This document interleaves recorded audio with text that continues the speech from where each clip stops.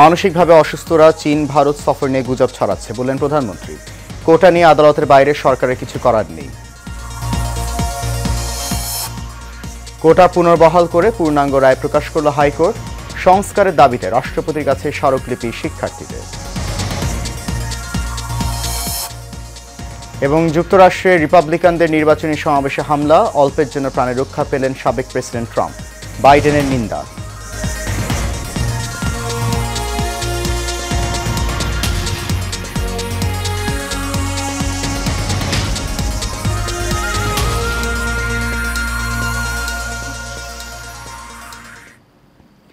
সবাইকে স্বাগত জানাচ্ছি এশিয়ান নিউজে। আপনাদের সাথে আছি আমি সৈয়দ মাহিউজ্জামান মুখর। শুনছেন বিআরবি কেবল ইন্ডাস্ট্রিজ লিমিটেড সংবাদ শিরোনাম। যাচ্ছি পুরো খবরে। আওয়ামী লীগ সভাপতি ও প্রধানমন্ত্রী শেখ হাসিনা বলেছেন, সুদমুক্ত ঋণ সহ 4টি খাতে সহযোগিতা করতে সম্মত হয়েছে চীন। অথচ মানসিকভাবে অসুস্থ একটি গোষ্ঠী চীন ভারত সফর নিয়ে গুজব ছড়াচ্ছে। বিকেলে গণভবনে সংবাদ সম্মেলনে এসব কথা বলেন প্রধানমন্ত্রী। তিনি বলেন, দেশে এত কাজ করার পরেও কেউ অন্ধ বধির হলে কিছু বলার নেই। কোটা প্রশ্নে আদালতের রায় না আসা পর্যন্ত সরকারের কিছুই করার নেই বলে জানান প্রধানমন্ত্রী। তিনি আরও বলেন, শান্তিপূর্ণ আন্দোলনে বাধা নয়, সহিংসতা করলে ছাড় নয়। শেখ হাসিনা বলেন, রোহিঙ্গাদের মানবিক সহায়তা প্রদানের জন্য বাংলাদেশকে ধন্যবাদ জানিয়ে চীনের রাষ্ট্রপতি রোহিঙ্গা প্রত্যাবাসনে সহযোগিতার অঙ্গীকার পুনর্ব্যক্ত করেছেন। বাংলাদেশে আশ্রয় নেওয়া রোহিঙ্গাদের অবস্থা এবং তাদের সমস্যার প্রেক্ষাপট উল্লেখ করে এর সমাধানে চীনের সহযোগিতা কামনা করেন তিনি। আঞ্চলিক ও আন্তর্জাতিক পরিমণ্ডলে বাংলাদেশ ও চীনের পারস্পরিক সমর্থন অব্যাহত থাকবে বলে উভয় পক্ষই আশাবাদ ব্যক্ত করেন। ইন্ডিয়াও আমাদের কাছে অফার দিয়েছে, ইন্ডিয়াও ফিজিবিলিটি স্টাডি করবে। এটা করার পরে যেটা আমাদের জন্য যুক্তিযুক্ত হবে আমরা সেটা নেব। তবে আমি এখানে বেশি প্রাধান্য দেব যে এটা ইন্ডিয়া করুক, কারণ তিস্তার পানিটা ইন্ডিয়াই আটকে রেখেছে। কাজী তাদের কাছে আমাদের যদি আদায় করতে হয় তো এই প্রজেক্টের কাজ তাদেরই করা উচিত। তারা প্রজেক্ট করে তখন এটা যা প্রয়োজন তারা দেবে। এটা তো একটা ডিপ্লোম্যাসি, যেখানে আর কোনো দ্বিধা থাকার তো কথা না। চীন তো রেডি, কিন্তু আমি চাচ্ছি যে এটা ইন্ডিয়া করে দিক। তাহলে এই প্রজেক্টটা করলে তো এই প্রজেক্টের জন্য যা দরকার ইন্ডিয়া দিতে থাকবে। রপ্তানি বাজার সম্প্রসারণে ব্যবসায়ীদের তাগিদ দিয়েছেন প্রধানমন্ত্রী শেখ হাসিনা। তিনি বলেন, শুধু বিদেশে রপ্তানি নয়, পণ্য দেশের বাজারেও বাজারজাত করতে হবে ব্যবসায়ীদের। জাতীয় রপ্তানি ট্রফি 2021-22 প্রদান অনুষ্ঠানে অর্থনৈতিক কূটনীতিতে জোর দিতে বলেন প্রধানমন্ত্রী। বিস্তারিত দেখুন নূর মোহাম্মদ ভুইয়ার রিপোর্টে। স্বাধীনতার 50 বছরের ব্যবধানে দেশের অর্থনীতিতে এসেছে ঈর্ষণীয় সাফল্য। এতে বড় ভূমিকা রাখছে রপ্তানি বাণিজ্য। রপ্তানিকারকদের পরিশ্রম ও কর্মদক্ষতাকে স্বীকৃতি জানাতে জাতীয় রপ্তানি ট্রফি 2021-22 প্রদান করেছে রপ্তানি উন্নয়ন ব্যুরো। 77 প্রতিষ্ঠানকে রপ্তানি ট্রফি তুলে দেন প্রধানমন্ত্রী শেখ হাসিনা। এ সময় করোনা এবং বৈশ্বিক যুদ্ধ ব্যবস্থার মধ্যে দেশের অর্থনীতি চাঙ্গা রাখতে সরকারের পদক্ষেপ তুলে ধরেন প্রধানমন্ত্রী। যে দেশের মানুষের আর্থসামাজিক উন্নতি করাটাই হচ্ছে আমাদের লক্ষ্য। আমি যখন 2009 সালে সরকার গঠন করি তখন আমাদের জিডিপির পরিমাণ কত ছিল? মাত্র 102 বিলিয়ন মার্কিন ডলার। আজকে 15 বছর আমরা দেশ চালিয়েছি। 2013 সালে সেই জিডিপি আমরা 450 বিলিয়ন মার্কিন ডলারে উন্নীত করতে সক্ষম হয়েছি। তিনি বলেন, রপ্তানির জন্য নতুন বাজার খুঁজতে হবে এবং সেসব দেশের চাহিদা রেখে উৎপাদন বাড়ানো জরুরি। যারা রপ্তানি করেন, আমি সবসময় আগে বলেছি, একটা হচ্ছে রপ্তানি পণ্য। এই যে আপনার এক্সপোর্ট বাস্কেটটাকে বাড়াতে হবে, বহুমুখী করতে হবে। যে কোনো একটা বিষয়ের উপরে রপ্তানির জন্য নির্ভরশীল থাকা যায় না, কারণ একটা জিনিসের চাহিদা চিরদিন সমানভাবে থাকে না। সেটা মাথায় রেখে আমরা কোন কোন দেশে কি কি রপ্তানি করতে পারি সেইভাবে আমাদের নিজেদেরই একটা অনুসন্ধান চালানো, সেইভাবে তাদের সাথে যোগাযোগ করা এবং সেই সুযোগটা করা। আগামীতে অতি দরিদ্র বলে কেউ থাকবে না বলেও জানান সরকার প্রধান। ইনশাআল্লাহ মাত্র কয়েকদিনের মধ্যে আর মাত্র কয়েক হাজার দিলেই প্রত্যেকের একটা ঘর হবে। আর ঘর হওয়া মানে কি, আপনাদের উৎপাদিত পণ্য বাজারজাত করারও একটা সুযোগ সৃষ্টি হয়ে যায়। এবং গ্রামে রাস্তাঘাট, বিদ্যুৎ, সব ঘরে ঘরে বিদ্যুৎ সবই আমরা করে দিচ্ছি এই কারণে যে উন্নয়নটার জন্য সকলের হয়, সকলের না হলে তো হবে না। নূর মোহাম্মদ ভুঁইয়া, এশিয়ান টেলিভিশন, ঢাকা। সরকারি চাকরিতে কোটা পদ্ধতি বাতিলের পরিপত্র অবৈধ ঘোষণা করে দেয়া ২৭ পৃষ্ঠার পূর্ণাঙ্গ রায় প্রকাশ করেছেন হাইকোর্ট। রোববার বিচারপতি কে এম কামরুল কাদের ও বিচারপতি খিজির হায়াতের হাইকোর্ট বেঞ্চ এ রায় প্রকাশ করেন। এর আগে গত ৫ জুন সরকারি চাকরিতে প্রথম ও দ্বিতীয় শ্রেণীর মুক্তিযোদ্ধা কোটা পদ্ধতি বাতিলের সিদ্ধান্ত অবৈধ ঘোষণা করেন হাইকোর্ট। এরপর ৯ জুন হাইকোর্টের রায় স্থগিত চেয়ে আবেদন করে রাষ্ট্রপক্ষ। ওই দিন এই আবেদন শুনানির জন্য আপিল বিভাগে পাঠিয়ে দেন চেম্বার আদালত। গত ৪ জুলাই প্রধান বিচারপতি ওবায়দুল হাসানের নেতৃত্বে ৬ বিচারপতির আপিল বেঞ্চ সরকারি চাকরির প্রথম ও দ্বিতীয় শ্রেণীতে মুক্তিযোদ্ধা কোটা পদ্ধতি বাতিলের সিদ্ধান্ত অবৈধ ঘোষণা করে হাইকোর্টের দেয়া রায় আপাতত বহাল রাখার নির্দেশ দেন। পরে ১০ জুলাই হাইকোর্টের দেয়া রায়ে ৪ সপ্তাহের জন্য স্থিতাবস্থা দেন আপিল বিভাগ।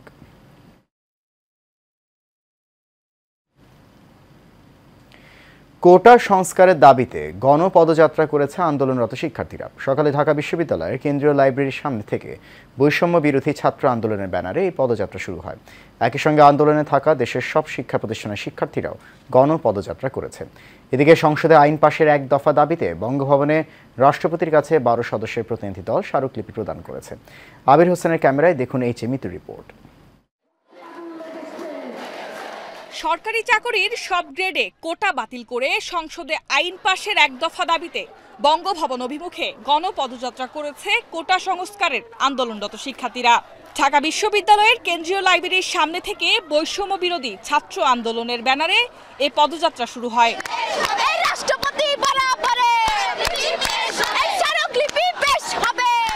এ সময় ঢাকা বিশ্ববিদ্যালয়, জগন্নাথ বিশ্ববিদ্যালয়, ৭ কলেজ, শেরেবাংলা কৃষি বিশ্ববিদ্যালয় সহ ঢাকার বিভিন্ন শিক্ষা প্রতিষ্ঠানের শিক্ষার্থীরা অংশগ্রহণ করেন। দাবি আদায় না হওয়া পর্যন্ত রাজপথে কঠোর অবস্থানে থাকবে বলে জানান আন্দোলনকারীরা। আগামীতে যে কোনো রকম হামলা মামলা ভয়ভীতি উপেক্ষা করে ছাত্র সমাজের এক দফা দাবি আদায়ের জন্য লাগাতার যে কর্মসূচি চলছে, আমাদের জীবনের শেষ রক্তবিন্দু থাকা পর্যন্ত সেই কর্মসূচি চলবে। আমরা নির্বাহী বিভাগের মাধ্যমে সমাধান চাই, আমরা জাতীয় সংসদের মধ্য দিয়ে স্থায়ী সমাধান চাই। আমরা আমাদের দাবি না মানা পর্যন্ত আমরা যুদ্ধ ঘোষণা করব প্রয়োজন হলে, তারপরও আমরা আমাদের দাবি চালিয়ে যাব ইনশাআল্লাহ। সরকারের আমাদের প্রতিপক্ষ বানানোর যে প্রক্রিয়াটি চলছে, সেই জায়গায় সরকারের কাছ থেকে স্পষ্ট বক্তব্য আসা উচিত। না তারা আমাদের সাধারণ শিক্ষার্থী আমাদের কাছে যৌক্তিক দাবি জানিয়েছে, সেটি সমাধান আমরাই করব।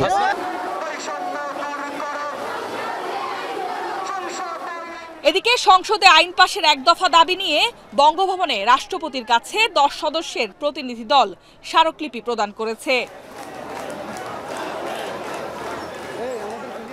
Mitu, Asian television, Dhaka. শিক্ষার্থীরা না বুঝেই কোটা নিয়ে আন্দোলন করছে বলে মন্তব্য করেছেন স্বরাষ্ট্রমন্ত্রী আসদুজ্জামান খান কামাল। শিক্ষার্থীরা যতই মামলা তোলার জন্য আলটিমেটাম দিক, সঠিক তদন্তের মাধ্যমেই মামলার চার্জশিট দেওয়া হবে।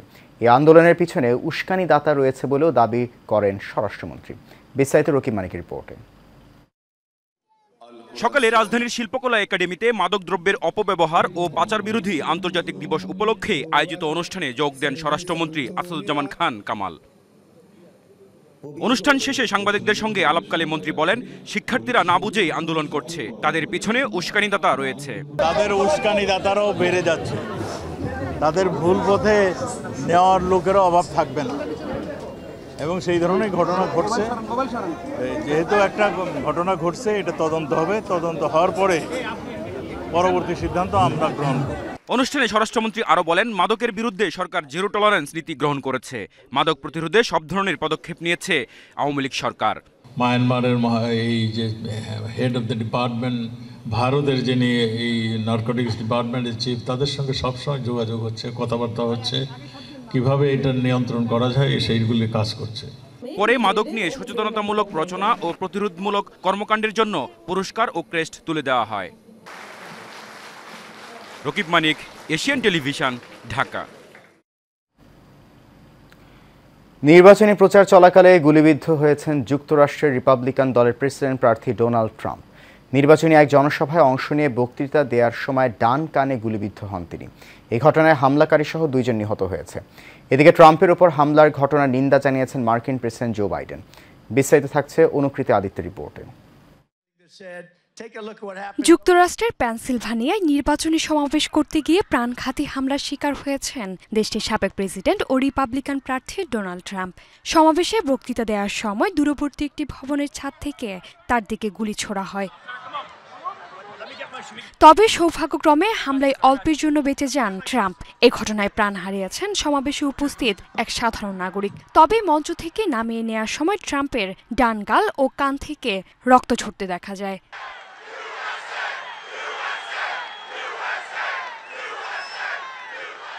এদিকে ঘটনার পরপরই সিক্রেট সার্ভিস অ্যাসল্ট টিমের হাতে হামলাকারী স্নাইপারও নিহত হয়েছেন।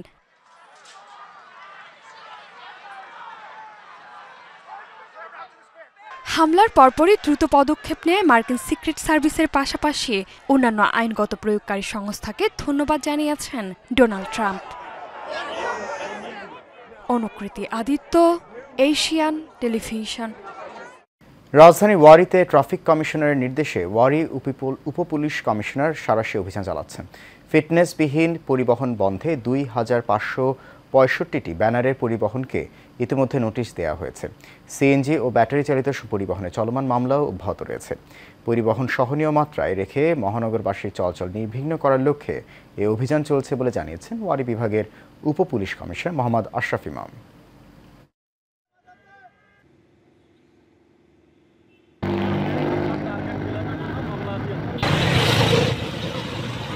নারায়ণগঞ্জ থেকে, ঢাকা জেলা থেকে যে সিএনজিগুলো আসে, এদেরকে আমরা প্রচুর পরিমাণে মামলা করি। তো আপনি বলতে পারেন যে মামলা না করে আপনি তো ডাম্পিং করতে পারেন। আসলে ডাম্পিংয়ের আমাদের ধরেন 50 একর জায়গা লাগে, আমাদের ডাম্পিং মাত্র 10 কাঠা জায়গা। সুতরাং আমি যদি জেলার সিএনজিগুলা, নারায়ণগঞ্জ বা ঢাকা জেলার সিএনজিগুলো 100 থেকে 500 ডাম্পিং করে তাদেরকে 7 দিনের জন্য আটক রাখি, এটা আমার পক্ষে সম্ভব না। ম্যাক্সিমাম 25 থেকে 30টা গাড়ি।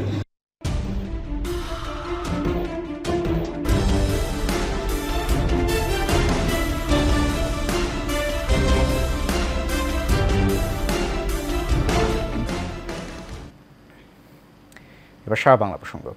সাভারের রাজস্বন এলাকায় অমানবিক নির্যাতনের শিকার হয়েছে এক শিশু গৃহকর্মী। ভুক্তভোগী শিশুর শরীরে বিভিন্ন অংশে ক্ষত বিক্ষত দাগ রয়েছে। 10 বছরের শিশু গৃহকর্মী মিমকে প্রায় মিথ্যা চুরির অপবাদ দিয়ে ছোট ছুরি দিয়ে খুঁচিয়ে খুঁচিয়ে নির্যাতন করে আসছিল বরগুনা সদর হাসপাতালের চিকিৎসক ডাক্তার কাজী ইসমাইল ও তার স্ত্রী পরশ। ঢাকা জেলার অতিরিক্ত পুলিশ সুপার আবদুল্লাহিল কাফি জানান, গৃহকর্তা কর্তৃক শিশু গৃহকর্মী নির্যাতনের অভিযোগে ডাক্তার ইসমাইল ও তার স্ত্রী পরশকে গ্রেফতার করা হয়েছে। বন্যার মধ্যমেয়াদী পূর্বাভাসে উত্তর ও উত্তর পূর্বাঞ্চলে বন্যা পরিস্থিতির সার্বিক এবং কোথাও আবার পুরোপুরি উন্নতির আভাস রয়েছে। আষাঢ়ের শেষে দেশের সব বিভাগে কম বেশি বৃষ্টিপাত হলেও আগামী 10 দিনের মধ্যে সিলেট ও উত্তরাঞ্চলে বন্যা পরিস্থিতির সার্বিক উন্নতির আভাস রয়েছে। পানি কমলেও বানভাসীদের দুর্ভোগ কমেনি। প্রতিনিধিদের পাঠানো তথ্যছবিতে বিস্তারিত জানছেন শেখ ফাহিম। বন্যা পূর্বাভাস ও সতর্কীকরণ কেন্দ্রের তথ্যমতে আগামী 10 দিনে কুড়িগ্রাম, জামালপুর, গাইবান্ধা, বগুড়া, টাঙ্গাইল ও সিরাজগঞ্জ জেলার ব্রহ্মপুত্র ও যমুনা নদী সংলগ্ন নিম্নাঞ্চলে বন্যা পরিস্থিতির সার্বিক উন্নতি হতে পারে। অন্যদিকে তিস্তা, ধরলা ও দুধকুমার নদী সংলগ্ন কুড়িগ্রাম জেলার কিছু নিম্নাঞ্চলে বন্যা পরিস্থিতিরও সার্বিক উন্নতি হতে পারে। বিভিন্ন নিম্নাঞ্চল সম্পূর্ণরূপে বন্যামুক্ত হতে পারে। পানি তো বেশি ছিল, পানি কমতেছে, রাস্তাঘাট ভাঙে গেছে, বাড়িঘর দুয়ার নষ্ট হয়েছে, তারপরে মানুষের খাওয়ার অভাব। পানি এতখানি আসলো, এখন পানি হচ্ছে এইটুকু, গতিতে আরো হতে পারে। গাইবান্ধার সব নদ নদীর পানি কমলেও বন্যা কবলিত এলাকার মানুষের দুর্ভোগ এখনও রয়েছে। বন্যার পানি কমে আসার সঙ্গে সঙ্গে দেখা দিয়েছে নানা রোগের প্রাদুর্ভাব। মাননীয় এমপির প্রতিনিধিগণ আমাদের বাড়ি বাড়ি আসা প্রত্যেক ঘর ঘর টোকন দিয়ে গেছে রিলিফের। খুব কষ্টই আছে এখন বর্তমানে, আমার রাস্তাঘাট ভেঙে গেছে, চলাফেরা করে পাচ্ছি না। এমপি মহোদয় 15 টন মাল দিয়েছে, 15 টন মালে 1500 স্লিপ। এই 1500 স্লিপ আমরা জনগণকে বিতরণ করেছি। গাইবান্ধা জেলায় ত্রাণের কোনো অভাব নেই। পরিস্থিতি সার্বক্ষণিক মনিটরিং করা হচ্ছে বলে জানান গাইবান্ধা 5 আসনের সংসদ সদস্য মাহমুদ হাসান রিপন। এই যে এত বড় বন্যা, ত্রাণের কোনো অভাব আছে? বন্যায় যে ক্ষয়ক্ষতি হয়েছে, বন্যার পরবর্তীতে ক্ষয়ক্ষতিগুলো বন্যা নেমে যাওয়ার পর ক্ষয়ক্ষতি নিরূপণ করে আমরা সেখানে পুনর্বাসন সহ যাদের বাড়িঘর ভেঙেছে বাড়ি করে দিব, যাদের রাস্তাঘাটে সমস্যা হয়েছে রাস্তা করে দিব। তবে ভারী বৃষ্টির কারণে দেশের প্রধান নদীগুলির পানি সমতলে স্বল্প মেয়াদে আবারও বাড়তে পারে। Sheikh Fahim, Asian television.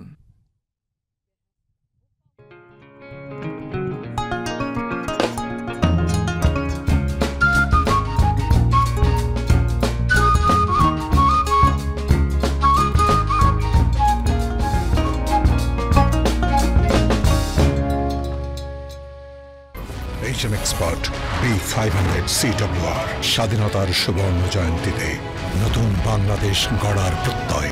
HM Steel B500 CWR।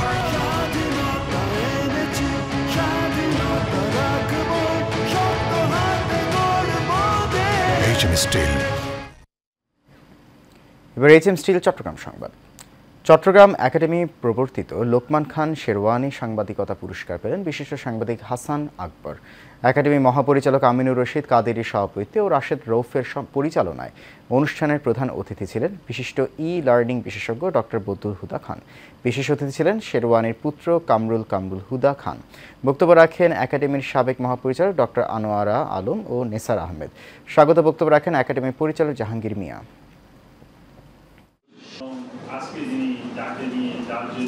আমি কিন্তু সারা পৃথিবীতে মোটামুটি চট্টগ্রামের আসলে একটা ওই সাহিত্য থেকে আমি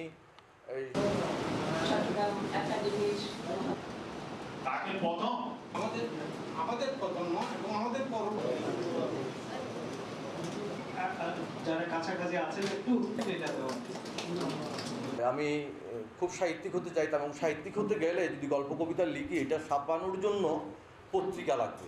এই জন্য আমি বললাম যে না, একটা পত্রিকার সাথে যুক্ত হলে আমার লেখালেখিগুলো একটু গতি পাবে। পুরস্কৃত করছি এবং কাজও দিচ্ছি, সেটা হচ্ছে যে সমাজের জন্য কাজ করে। শেষ করবে এশিয়ান নিউজ। তার আগে বিআরবি কেবল ইন্ডাস্ট্রিজ লিমিটেড সংবাদ শিরোনামগুলো জানিয়ে দিচ্ছি আরও একবার।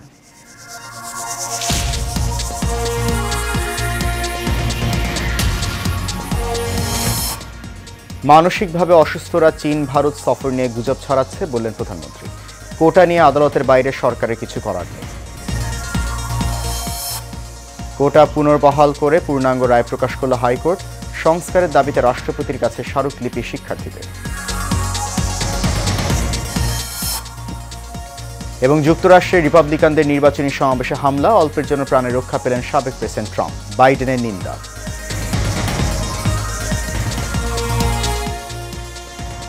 এশিয়ান নিউজ এ পর্যন্তই। আমাদের পরবর্তী সংবাদ দেখার আমন্ত্রণ রইল। এখন সঙ্গে থাকার জন্য অনেক ধন্যবাদ সবাই।